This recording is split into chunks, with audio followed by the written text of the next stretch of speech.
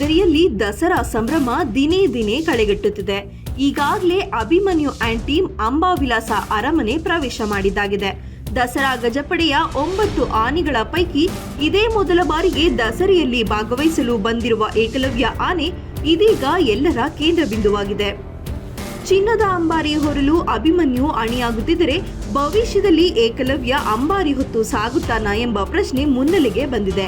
ಅಲ್ಲದೆ ಏಕಲವ್ಯ ಪಕ್ಕಾ ಅರ್ಜುನನ ಉತ್ತರಾಧಿಕಾರಿ ಅಂತಾನೆ ಕರೆಸಿಕೊಳ್ತಿದ್ದಾನೆ.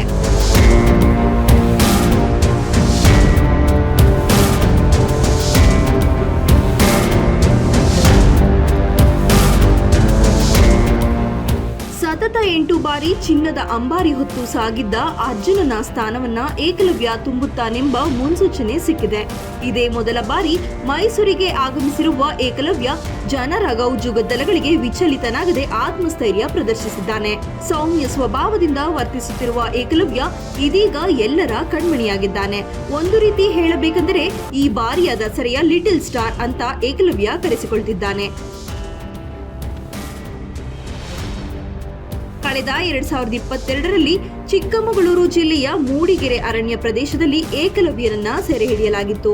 39 ವರ್ಷದ ಏಕಲವ್ಯ 2.88 ಮೀಟರ್ ಎತ್ತರವಾಗಿದ್ದು 4000ದಿಂದ 4200 ಕೆಜಿ ತೂಕದಿಂದ ಕೂಡಿದ್ದಾನೆ.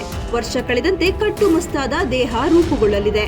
ಹೀಗಾಗಿ ಏಕಲವ್ಯ ಮುಂದಿನ ದಿನಗಳಲ್ಲಿ ದಸರೆಯ ಸಾರಥಿ ಅಂತ ಬಿಂಬಿತವಾಗ್ತಿದ್ದಾನೆ.